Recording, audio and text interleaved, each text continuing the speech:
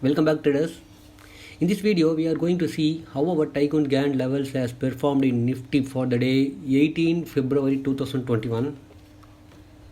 See, as per our method, the first 5 minutes candle close price is 15,225, but our sell level is 15,243 is our sell level.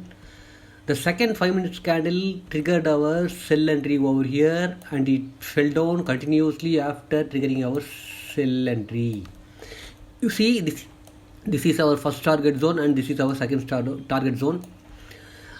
On this day, Nifty performed awesome to our levels and give more than 160 plus points profit.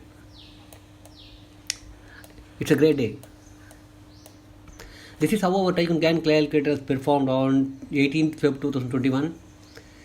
Thanks for being with us, guys. We'll see you in the next video. Until that, bye. Take care. Have a nice day.